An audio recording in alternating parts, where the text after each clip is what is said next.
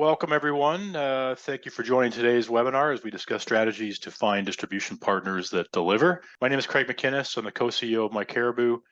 We are a global medtech platform built specifically for the medtech industry to help you build partnerships globally. So roughly 22,000 manufacturers, 20,000 distributor dealers, 150 plus countries. We also have a set of tools that will help you manage and collaborate with partners. And then lastly, this is a sort of the more recent part of our platform. It's backed by JP Morgan, and it's a foreign exchange, currency hedging, and international payments module to our platform. Really exciting. We're seeing a lot of uptick from manufacturers and from distributors, as obviously foreign exchange is a big issue globally in the medtech space. So I'm really excited to be joined today by Hakeem Adebiyi. This is the second time Hakeem and I have presented together. He is just a great resource in the industry, and really looking forward to our conversation today. Hakeem has been leading organizations commercially for 28 years. His export journey in medtech has included global export leadership roles with Vernicare and Hegenberger, where he used his commercial experience to grow exponentially in infection prevention, clinical waste management, surgical, and postnatal solutions.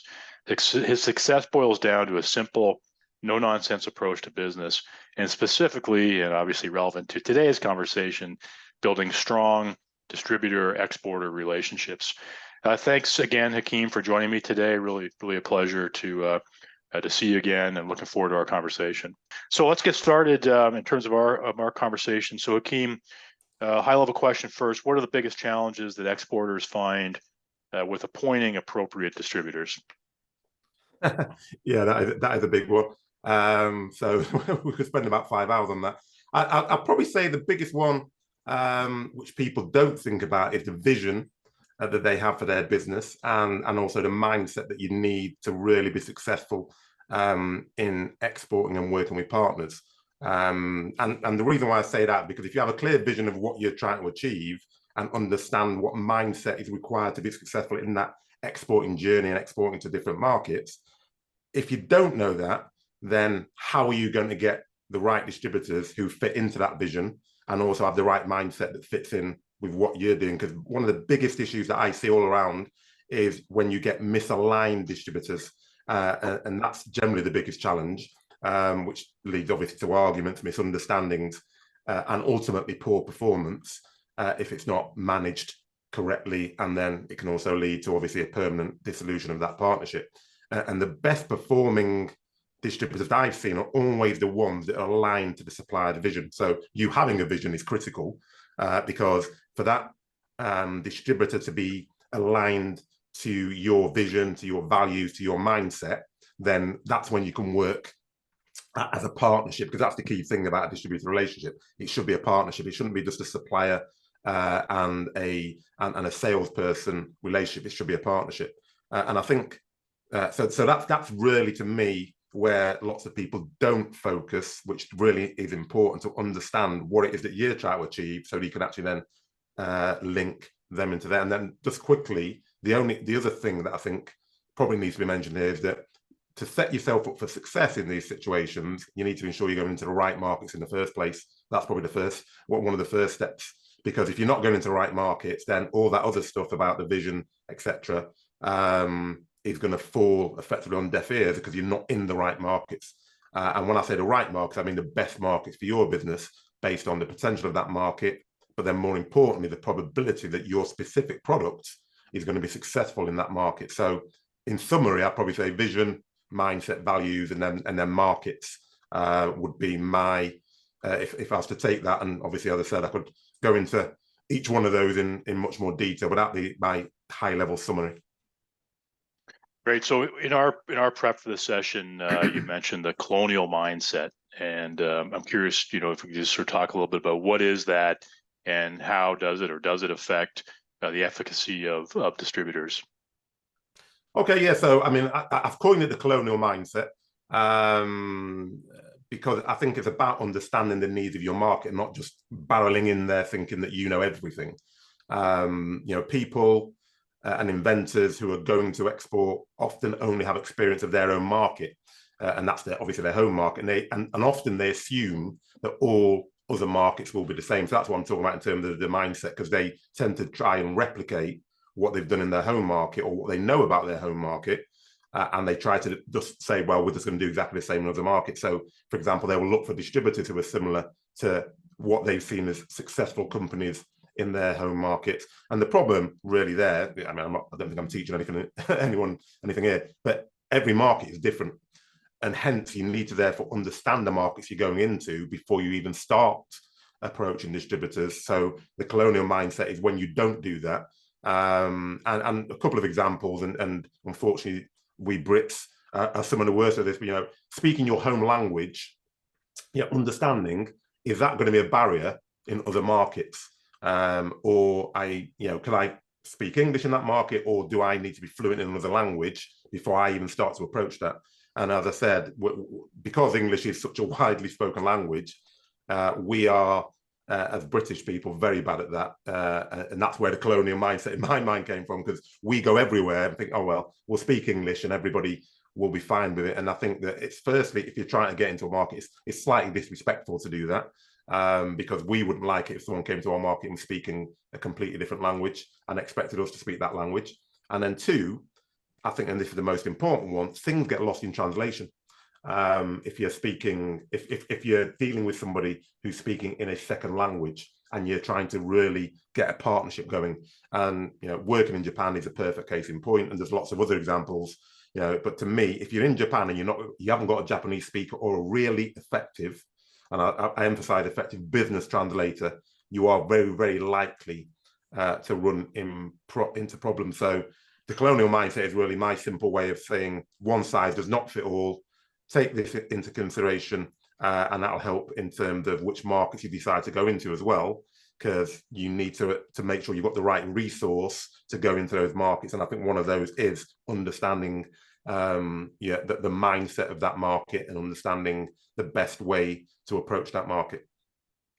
Yeah, it's a great point. I hear it a lot in my conversations with distributors around, the idea that manufacturers often come into their market and think that because it worked one way in a different market, it's going to work the same way in their environment. An example I heard recently was a Canadian distributor.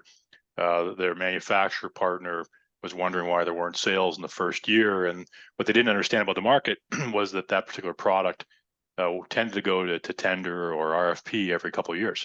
And so the dynamics of that just were completely lost on the manufacturer in that case. So I think it's a great example. So let's talk a little bit sort of earlier in the process. When you go to look for a distributor, Hakeem, where do you start? Yeah, I mean, this is probably one of the most common questions that I get, really. And I think, as with pretty much everything and anything, I start with the end in mind. So the first thing that I always do is make sure I know exactly what attributes I'm looking for. So list them down if you need to.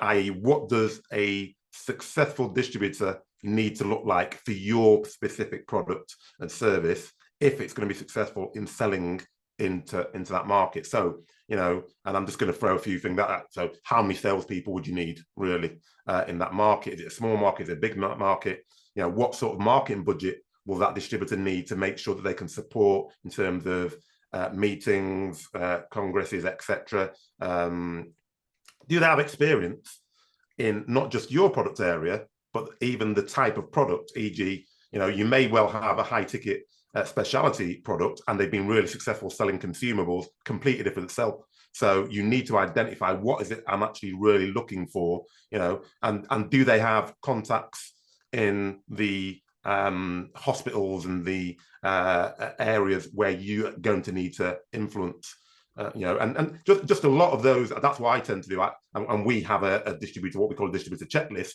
that we go through when we specify it for each of those products in those markets, so that actually we know that we've already marked down, right, these are the key attributes that we need, almost like a job description. This is what we need for a distributor to be successful with our product in that market. And therefore, when I'm then speaking to distributors, then I can then start going through that. And that's where we would start with that distributor checklist. And I think once you've done that, because that then helps you sort of like triage or filter very quickly, because anyone who doesn't fit that criteria, then you just move them aside, and hopefully you've then got a nice small amount of people that you're then dealing with. And then lastly, by no means, I use things like obviously My Caribou, and I know you're going to speak about that later. We use that a lot, to find distributors. But again, it's about having that criteria first. And then we also use government services. In the UK, there's lots of government services that help you identify distributors. But I keep emphasizing you need to have a tight brief. I'm not just saying this because you're on here, but I really like My Caribou because you can see all the information before contacting prospective distributors. And it's got regulatory information, it's got information about the market and market overviews. So that's obviously really good to do, almost like a filter before the filter. And then obviously something that we do at the Healthcare Expo Accelerator is about that distributor finding and search, so that we become quite expert in that. But yeah, really it's about getting those criteria, I think, is the real takeaway, I think, here. Yeah, it's a great point. I appreciate where My Caribou fits in as part of the process, but I also always try to stress to people that treat it like a process. You need to have it mapped out with your goals. What are you looking for? And one of the things you mentioned that was really made me think about this as well is the idea of product categories versus call points is the terminology we use. So you may be looking for a distributor in a product category, a specific category, but the real question is, just because they have products in that category doesn't mean they have the right relationships with the right buyers. So we call that call points in our platform, and the idea is really think about both those things. I appreciate. Yeah, I was just going to say, that is so critical. It's 100%. I've seen many people fail because they have a distributor who was great in one call point, and it's in the same category as you're in, and you assume, oh well, they're going to be able to take our products and then smash it out of the park, and then they start working and they have no idea. I've seen it with you've got capital equipment salespeople who are great in that area, but then they're not great in the consumable arena, even though it's in the same product category. So I think that's a really important point. Yeah, and another one I come across too on this topic is just it's like I've been managing sales reps forever, and one of the things I always try to tell them is, if you call somebody once or you reach out to somebody once, you're probably not going to get a response. The average is 7, 8, 9 times. That's just the reality of the world. And it's the same with distributors. They're busy. They're focused on what they're doing. And I hear from people sometimes, well, I reached out to distributor X, I didn't hear back, and I'll say to them, did you reach out once? Did you reach out 5 times? Like, what was it? So it's important to be persistent too. Treat it like a process. All right. So next question here is how important are trade shows for finding distributors? This is very interesting. And I always have whenever I go into an organization to work on their expert journey, this is always a contentious one. And I don't want to upset anyone, because I know how much people love going to Our Panelist and Medtech. It's a great few days out and people love it and really enjoy it. But I'm going to say that I have never seen a positive or successful relationship between a manufacturer and a distributor that came solely from a meeting randomly at a trade show. Now, I want to be clear. I'm not saying it never happens, because there'll be people on the course and I've done it. I'm not saying it never happens. I'm just saying that in my experience, I've not seen it happen. And in fact, the amount of people that when I speak to them and they've got a war story about failed distributors, when I then ask them, okay, so how did you find that distributor?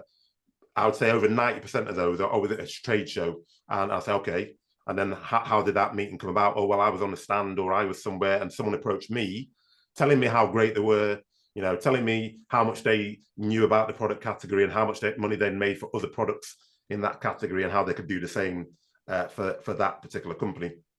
And I get it, because obviously if you're a startup or you're a small company, you don't really know anybody in that market, and someone comes to you from a market that's got huge potential and effectively tells you they can make you famous in that country, then it's very tempting to jump in. But again, I refer back to what I said before. You need a criteria, because it's not necessarily the trade show that's the issue. It's the attitude, in my opinion, of the manufacturer, because too many people go to trade shows without a criteria and a vision, which I've just talked about, and they're very passive. So they're waiting for people to come to them and sell themselves when you actually, as a manufacturer, aren't sure what you actually need or want. And I try to always explain it to people like this, really. Would you ever go to a networking meeting or a bar, which is often where those people approach you, and employ a critical board position for your company just because the person you met there told you how great they were? Probably not. You're much more likely that you'd have a job description, you'd have several candidates, you'd have an interview process, and you'd put that candidate through their paces. So if you do that for an employee, why would you do any less for that, or any less than that for a whole country where your product's success is completely reliant on that distributor? So effectively, the trade shows are not an issue. And I think that if you go to a trade show and you have all that criteria boxed off, and you meet those people to actually almost ratify them, then that's fine. But that still seemed to me like quite an expensive way to prospect, when you could actually do a lot of that work up front, as we just talked about through My Caribou for our services and different things, before you decided to meet them in person. And then if that trade show then coincides with your process, then I would say, yeah, it's great because you then meet them in person. But I actually, generally avoid trade shows in terms of trying to recruit distributors. That's not somewhere where I find is the best return on your investment. So that may be a bit contentious because I know lots of people do go to those trade shows looking for distributors. Yeah, but I think what you said at the end in particular really resonates with me, which is the hard work is really done in advance of the show, leading up to the show. So my favorite story, I went to Medtech for the first time, I think it was about 4 years ago. I remember walking by a booth and it was a manufacturer in one of the 17 halls or whatever, and the sign said looking for distributors in Latin America. And I was thinking to myself, like, what are the odds that the right company with the right product category, with the right call points, who wants to sell my product happens to walk by the booth? And it's actually one of the reasons that we built My Caribou, was to solve that problem, to make the process a little more efficient. So I'm completely with you. I go to a lot of conferences, but my team and myself, we do the work in advance. And then getting there is really, meeting with, in your case, existing distributors, meeting with potential new ones, but you've already connected in advance and, said, hey, let's meet while we're there, that kind of thing. So. And that's why I always relate it to recruitment of an employee, because generally when you're recruiting a real high level board employee, you headhunt, don't you? You don't just wait for people to come to you. You headhunt, right, or you advertise properly in a targeted way. And I think distributors should be treated in exactly the same way. Yeah, absolutely. Okay, let's bring up the second poll question. So we just want to get a quick answer for everyone here. These are you can select any of these, so multiple choice, so any or all of them. We're just want to understand what challenges you're facing in selecting and managing distributor partnerships. I won't read these. I'll let you and click as many of those as you like, and we'll wait for the results.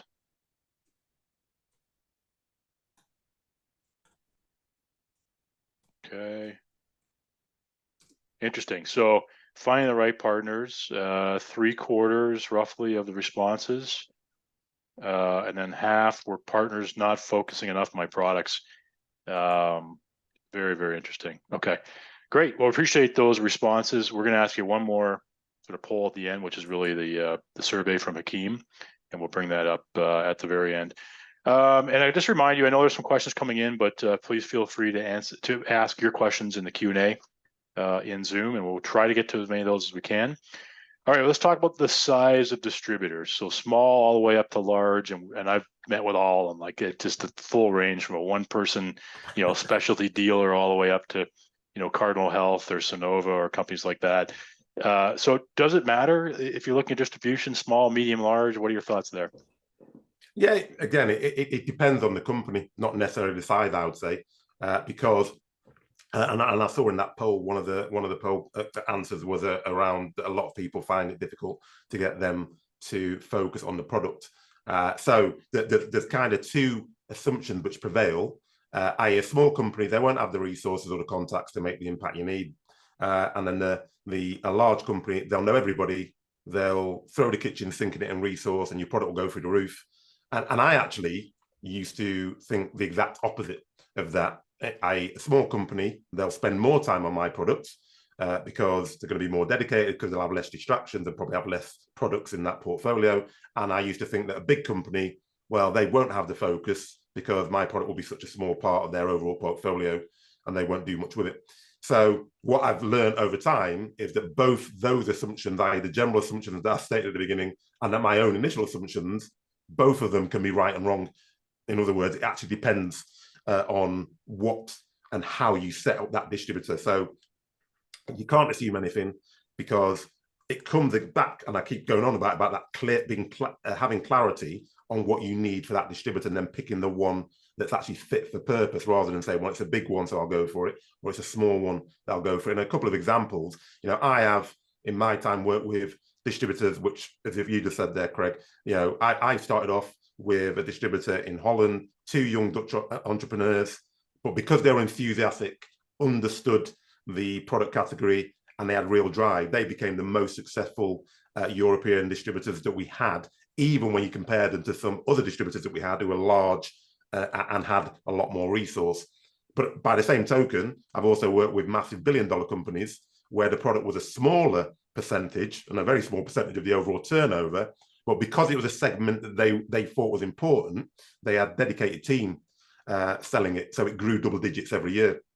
So really, which to that point of that poll, it's about getting the focus on your product and not assuming anything about the size of the company. So if you can work with a big company, and that big company can assure you they're going to put this resource into it, and they're going to put this focus onto it, then that's a great company. And by the same token, if you've got a small company who is going to get out there, knows all the right people, is going to really build their business around your product or service, then again, that's a great company. So in essence, any company that is not going to give you the focus, and that's where that distribution criteria comes in, you can then go through it with them in more detail. And if they're sort of like saying, well, yeah, we're going to have one salesperson, and you work in the US, for example, then you're not going to get any sales.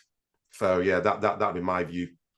Yeah, and I guess it comes down to understanding the market as well, that each one's different. It might be a market where you've got the big box shippers, the really the logistics distributors, but you still need a sales engine to support that. So you may end up with multiple partners. Or a market like Brazil that I spent a fair bit of time in now is, very much focused on kind of having a lead distributor, and then they bring in regional subs all over in states all over Brazil. So you really understand the market, I think, to sort of think about whether large, medium, small is the right fit. I'm going to ask you a question about exclusivity, and Hakeem, I'm going to bring in one of the questions that we received in advance, try to combine these kind of into one question. So it's a big question we hear all the time, but when should a manufacturer agree to exclusivity with a distributor? What are the pros and cons? And then I'm just going to ask you to maybe touch a little bit on the idea that exclusivity sometimes means or can involve a distributor being responsible registering their own product, a manufacturer registering their own product in a market versus allowing a distributor to register the product, which effectively gives them exclusivity. So maybe we can try to bring these two together, and if we could touch on, when's the right time to have an exclusive distributor, what are the pros and cons, and then maybe touch on that product registration issue too. Okay, yeah. So I think if I start off with the pros and cons, I think that, again, I say it depends a lot, because it depends on the market, depends on the product, etc. But there's a few things it depends on. Number one, it depends on the size and the complexity of the market. So, for example, US, 50 states, vast country, each state very different, not just in their approach to healthcare, but also in terms of doing business, actually. So hence finding one exclusive distributor may be a challenge. I mean, you can find them, but to find one that does every state, especially if you're in the early stages, then I think that's quite difficult, and it's quite risky. I mean, it's a risk reward. If it goes well, it's fantastic, and you've broken the US. But if it goes badly, then you're pretty much stuck in all 50 states. So, in the US especially, there's lots of specialty distributors who work specific states, and these may well be a better way of spreading your risk. However, when we talk about exclusivity, it depends as well, because when I'm thinking about exclusivity, so if I'm looking at that US example, I would still give them exclusivity for the state. So I'm not a great believer in splitting areas and saying, oh, it's a free-for-all. And so say, for example, you're in a smaller market like Denmark, you'd probably just go with one distributor because it's small and it's easy. But even if you were going to say, I'm going to give 2 people distribution, in that area because for whatever reason, you weren't sure about that distributor, I would still have exclusivity for an area within that country, because otherwise people will be falling over each other. So I do like exclusive distribution, but again, it depends specifically on that market. So I think the pros are that you would hopefully get more of a focus if you've got someone who's exclusive, because if you're not exclusive, how focused are you going to be when you're thinking, oh, actually, there's another person over there who he could always give that distribution agreement to if we're not getting on for whatever reason. And I think the main cons of exclusivity is that you are putting all your eggs in one basket, and if it doesn't work, then you're going to have to find another distributor. So yeah, but it very much depends on the market that you're in, and you just talked about Brazil, and there's lots of other markets where you will tend to you might give exclusive distribution ship to one person, but it's standard practice in some of those markets where they have lots of sub distributors. Brazil's one, Japan's another. So it just depends about your understanding the market, you understanding exactly what you're going to do. The challenge when you've got lots of different distributors is always within one market is, have you got the resource to manage all those distributors? How do you filter it? How do you filter your process down? So that's probably just in the generic sense. When you're talking about the registration, again, I think there's probably three key things to take into consideration. One, again, is the complexity of the registration process in the specific market that you're going into, because in certain markets you just have to get a distributor or a legal agent in those markets to register. So in some of those markets you don't really have a choice. So I think depending on the complexity, if it's a really complex market, then and you haven't got lots of resource yourself, you may want to use a distributor rather than going directly. And then yeah, it's about how much resource that you have in terms of expertise, time, and money. Because if you have a limited amount of any of these three things, then a distributor is certainly beneficial rather than you try to do it yourself, because they will have experience in registering the product and they'll help you guide through the process, and it'll be much more cost efficient and time efficient than you actually try to do it yourself.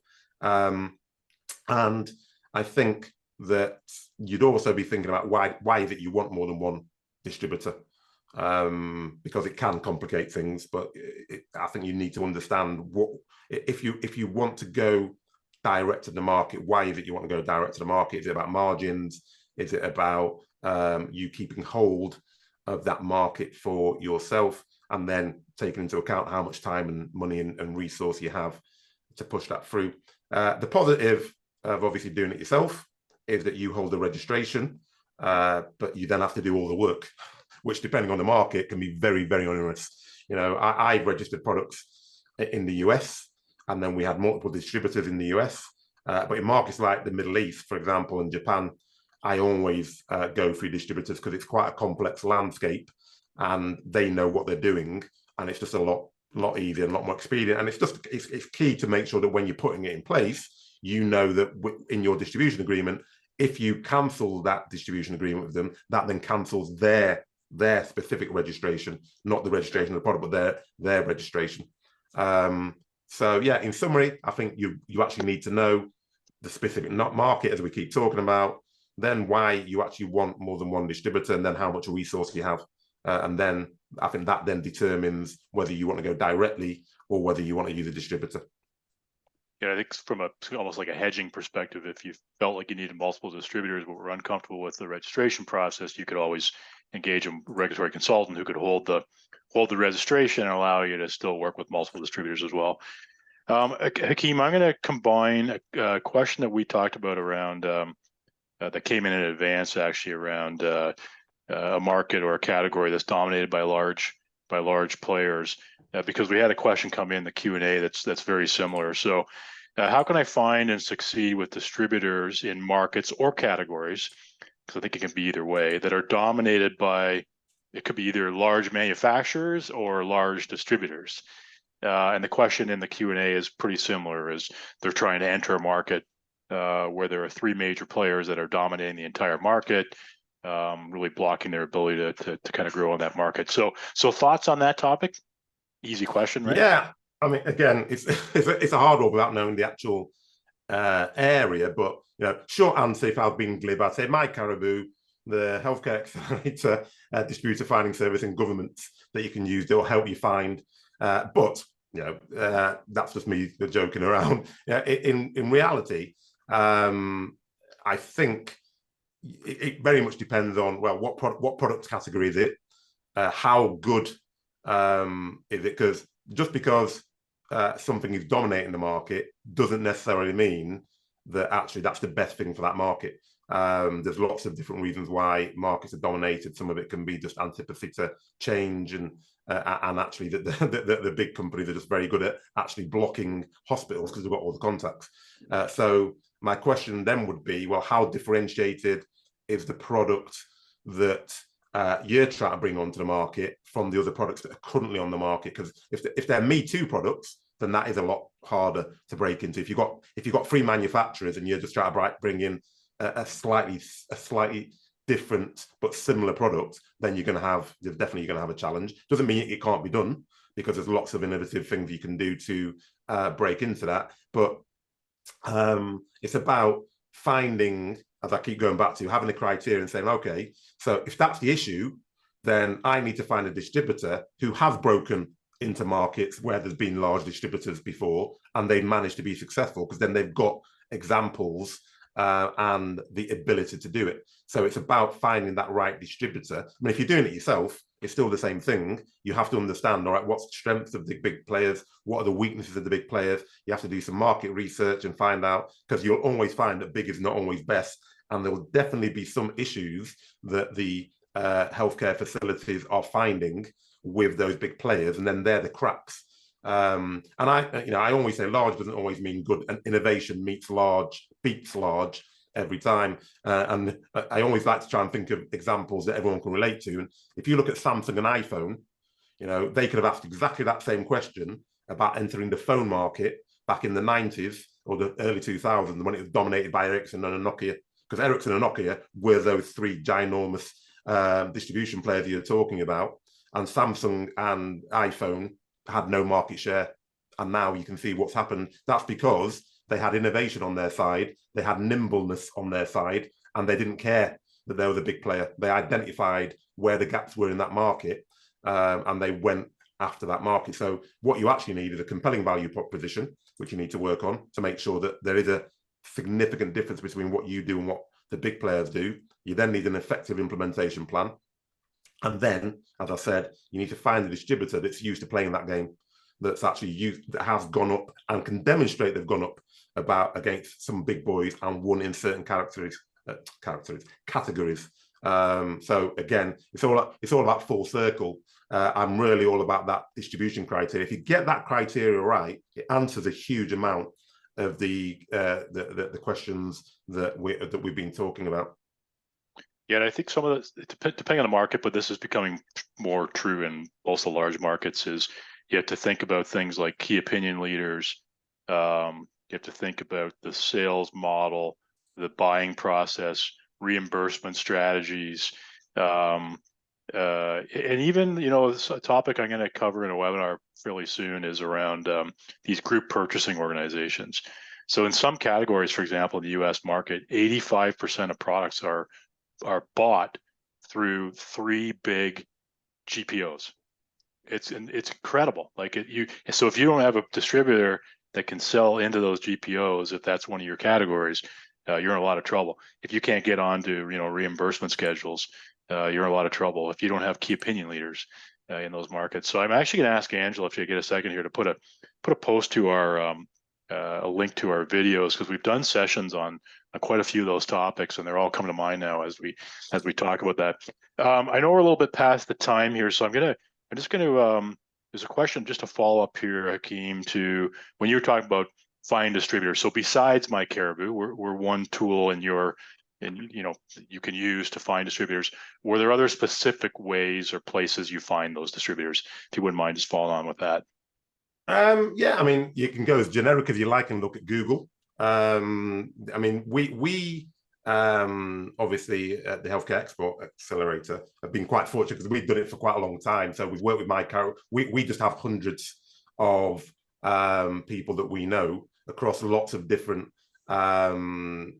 basic areas and categories. So we would always dip into our resource bank first with My Caribou. That's the first thing we'd do. And so if I go back to when we were starting, because that's probably that's probably the question, then the first place we'd go with is that we'd go to distributors that we already knew that we worked with to see if they knew people in other countries, because often they do. And so if you've got a trusted person, just like you'd refer an employee, we would go to the government agencies, which we've done. And we've gone to trade shows when we are specific and we know, but we tend to link up with people before we go. So a lot of the times when we first started, we would just go on the internet, would look for people, would speak to people that we knew who could be trusted. We speak to the government, and they'd give us, and then you start to have at least a bank of people you could start to target. And then you then have the distributor criteria, and then you just start going through those. But yeah, nowadays, we obviously just know a lot of distributors, and we've worked with a lot of distributors. So we have our go-tos, and if they're not right for that category, they always know somebody who is. Perfect. I'm going to, I know we're past the time here. I want to share a couple things quickly. If you have additional questions, we're more than happy to answer them afterwards. I'm going to share Hakeem's contact information in mine. Before we do that, I just want to bring up, if we could put a link to this in the chat. So Hakeem is looking for feedback. It's about 11 questions, very quick. If you could take a minute or two to fill this out, he would really appreciate it. It's a very quick survey. The link is in the chat now. I want to thank Hakeem for joining me. I could go on with you for the next hour. I think there's just so many things we could cover, but I want to be sensitive to everyone else's time here. So thank you so much for your time today. Hakeem has agreed to share his contact information on the screen. Mine is there as well. I normally do a quick demo at the end for anyone that hasn't seen the platform, but unfortunately I have a meeting right after this that I need to hop off for. But I would really encourage you that we actually have a low-cost version of the product, which is predominantly data now. So if you're looking to kind of avoid the Google search thing and have a platform that will help you find and shortlist and reach out to and find distribution partners, we actually have a low-cost version of that, sort of tools and self-serve kind of model. But so feel free to sign up. It's a 10-day free trial anyway. And if you have any additional questions, feel free to reach out to me about the platform. My email is up there. If you have any questions for Hakeem, his email is up on the screen. So thank you all for attending today. Really appreciate it. Hakeem, thank you so much for your time. Great to see you again. I look forward to our next conversation. My pleasure. No, really enjoyed it. Thank you very much. And then, my contact details there, and my waiting list for the accelerator is up there as well. Yeah, my apologies. Did that get posted in the chat? I think it did, right? Yeah, okay, looks like it is. So yeah, the sales acceleration formula website link is in there as well. So if you're interested in that, make sure you click on that as well and have a look. So again, thanks Hakeem. Thanks to everyone for joining today. Really appreciate your time. We will send a recording of this to everyone that signed up. So expect to receive that in the next few days, and have a great rest of your day, everyone.